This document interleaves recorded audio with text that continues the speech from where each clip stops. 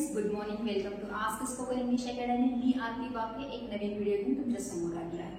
आजपासून आपण टेन्सेस बोलणार. टेन्सेस म्हणजे की सगळ्यांना टेन्शन येते की बापरे आता आपल्याला काळा शिकायचे आहेत आणि आता मला कसं येणार, कारण त्याच्यामध्ये वेळ काहीतरी सेंटेन्सेस करायचे, कसे निगेटिव्ह कसं करायचं, त्याचे काहीतरी सूत्र असतात, असं खूप साऱ्या आपल्या गोष्टी डोक्यामध्ये ऑलरेडी भरलेल्या असतात. त्यामुळेच आपण कसं करतो, टेन्सेसकडे दुर्लक्ष करतो किंवा खूपच त्याच्यावर खूप कॉन्सन्ट्रेट करतो आणि त्यामुळे आपण काय करतो, घाबरतो. बेसिकली टेन्सेसमध्ये घाबरण्यासारखं काहीच नाही.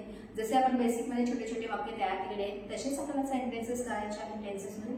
फक्त तुमच्याकडे भरपूर सारी क्रियापदे जेव्हा हातामध्ये असणार आहेत, क्रियापदे in the sense main verb, वर्बचा दुसरा फॉर्म, वर्बचा तिसरा फॉर्म आणि वर्बचा चौथा फॉर्म जर तुमच्याकडे भरपूर सारे असतील तर तुम्हाला टेन्शन घेण्यासारखं काहीच नाही. आणि सूत्रामध्ये काय असणार आहे, वाक्याची सुरुवात आणि वाक्याचा शेवट कशाने करायचा आहे ते कॉमन असतं. फक्त चेंजेस आहेत तो main part, middle part of the sentence आणि त्याच्यावर आपल्याला फोकस करायचा आहे. आज आपण फर्स्ट टेन्स बघणार आहे simple present tense. Simple present tense म्हणजे साधा वर्तमान काळ. आत्ताच मी तुम्हाला सांगितलं की त्याला मेन स्ट्रक्चर्स, बरोबर आहे, सूत्रानुसार आपल्याला काय करायचे, सेंटेन्सेस करायचे आहे. आज आपण फोकस करणार आहे फक्त सिंपल प्रेझेंट टेन्स मधला पहिला स्ट्रक्चर.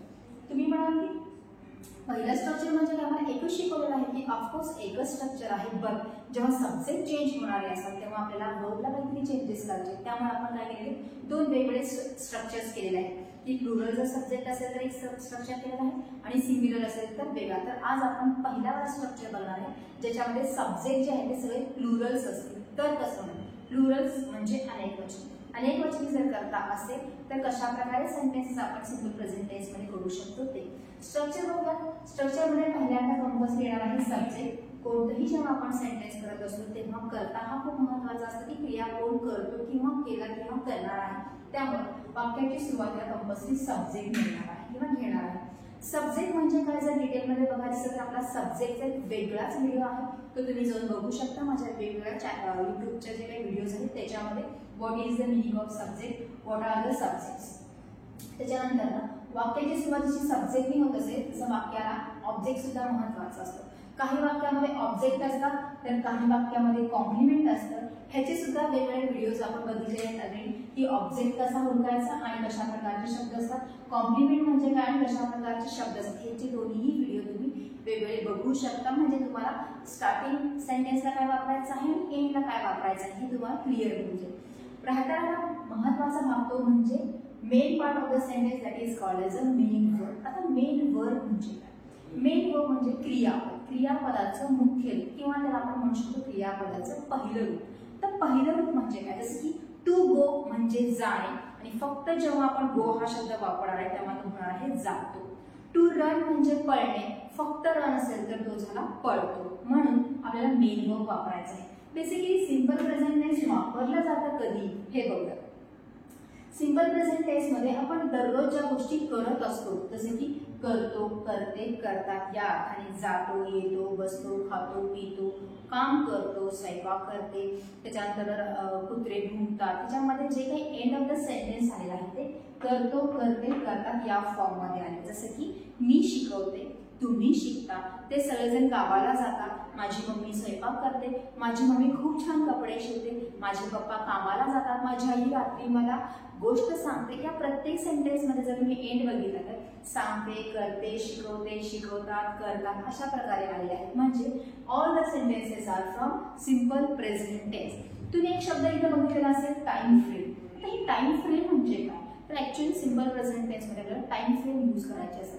क्रिया नेमकी कधी घडते, आता ही रेग्युलर क्रिया आहे, युजली करणाऱ्या गोष्टी आहेत, नॉर्मली गोष्टी करणाऱ्या आहेत, तर ते कधी केल्या जातं हे सांगण्यासाठी आपल्याला टाइम फ्रेम यूज करायचा आहे. टाइम फ्रेम मध्ये कोणकोणते शब्द येऊ शकतात, जसं की normally, occasionally, usually, always, often, daily, everyday, at morning, at evening असे वेगवेगळे शब्द. तुम्ही टाइम फ्रेम घालत असताना टाइम डायरेक्टली घालू शकता ॲट 9 o'clock किंवा तुम्ही घालू शकता इन जून किंवा तुम्ही घालू शकता ॲट मॉर्निंग, ॲट इव्हिनिंग.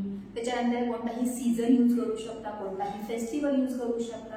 म्हणजे टाइम फ्रेम हे सिंपल प्रेझेंट टेन्स मध्ये येणं खूप गरजेचं आहे, कारण ह्या गोष्टी आपण नियमित त्या वेळेला करत असतो, म्हणून टाइम फ्रेम घेणं खूप गरजेचं आहे. आता सब्जेक्ट मध्ये आपल्याला काय घ्यायचं आहे, आताच तुम्हाला म्हटलं की जे काही प्लुरल आहे, प्लुरल नाउन्स किंवा प्रोनाउन्स जे आहेत ते आपल्याला ॲज अ सब्जेक्ट म्हणून यूज करायचे आहेत. मग कोणते आहेत?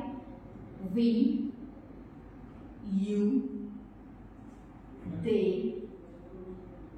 these, those हे झाले प्लुरल प्रोनाउन्स. पण नावं सुद्धा देऊ शकतो आपण, जसे की boys,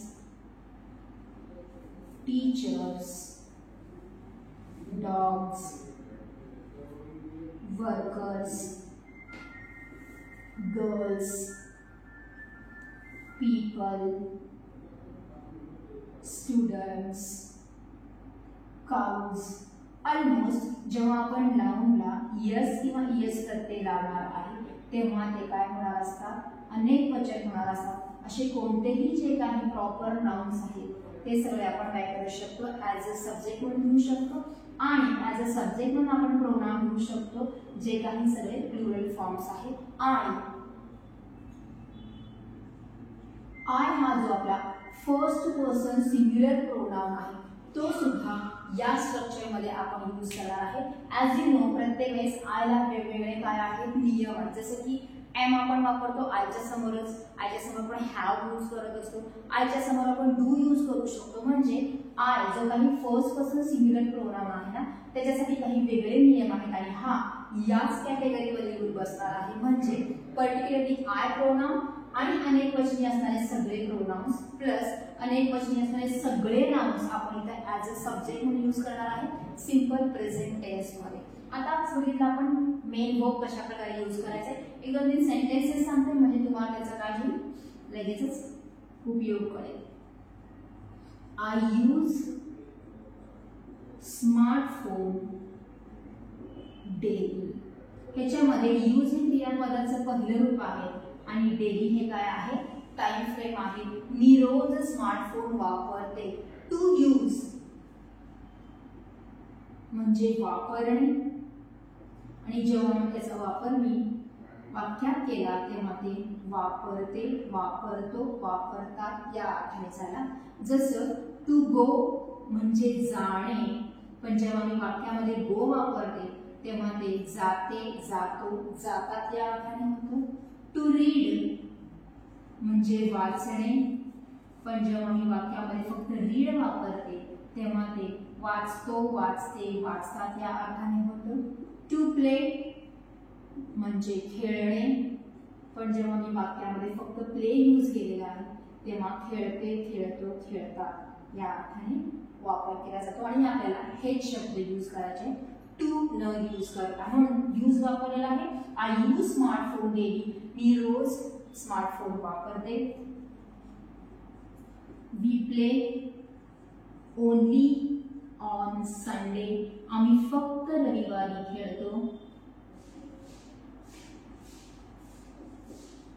you teach us English at morning. तुम्ही सकाळी इंग्रजी शिकवता. तुम्ही आम्हाला सकाळी इंग्रजी शिकवता. They work 10 to 6. ते 10 ते 6 काम करतात. These girls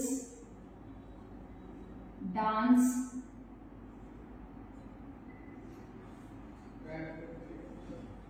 at evening. या मुली संध्याकाळी नाचतात. Boys help their parents.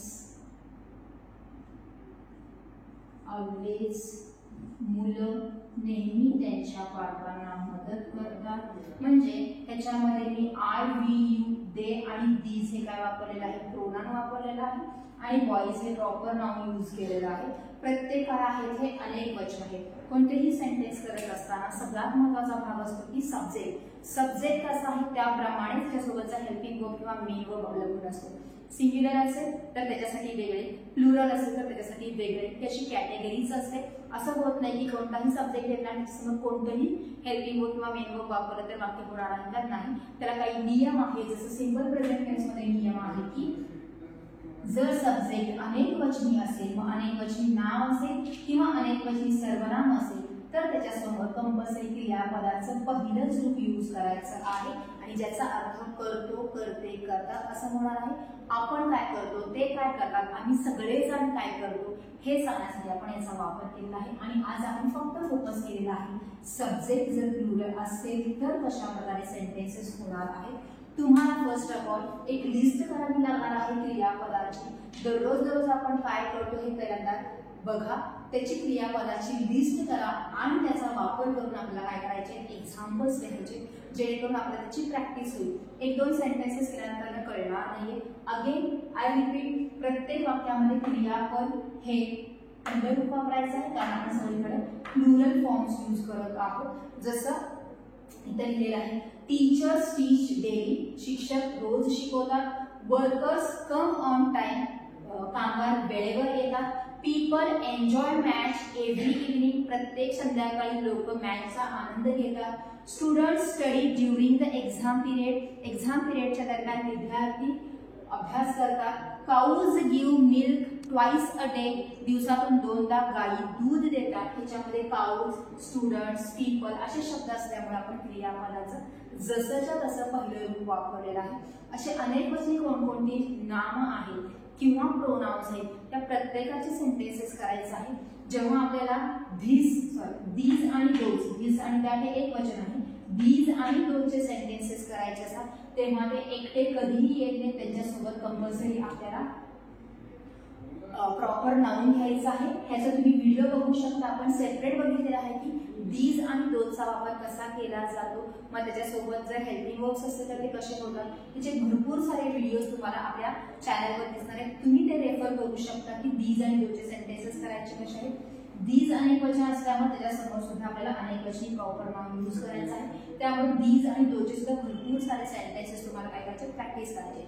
हे जे प्रोनाउन्स आहेत ह्याच्यासमोर कुठलेही तुम्हाला प्रॉपर नाउन यूज करायची गरज नाही, पण जेव्हा आपण दीज आणि दोज हे वापरणार आहे त्याच्यासमोर मात्र परत प्रॉपर नाउन यूज करावंच लागणार आहे. म्हणजे तुम्हाला ते वाक्य व्यवस्थित कळणार की कशा प्रकारे ह्याचा उपयोग होऊ शकतो. Okay, so this is for today. भरपूर साऱ्या शब्दांची, क्रियापदांची, वाक्याची प्रॅक्टिस तुम्हाला करायची आहे. मगच तुम्हाला सिंपल प्रेझेंट टेन्स मधला पहिला भाग कळणार आहे. जेव्हा तुम्ही सेंटेन्सेस करा, सारखं रीड करा, म्हणजे तुम्हाला त्याच्यामधला फरक सुद्धा कळणार आहे. आज आपण फक्त थोडंसं सिंपल प्रेझेंट टेन्स केले, खूप सारं आहे प्रेझेंट टेन्स मध्ये, जे आपण एकानंतर एक छोटे छोटे व्हिडिओ मधून बघणार आहे. So this is for today. Thank you very much.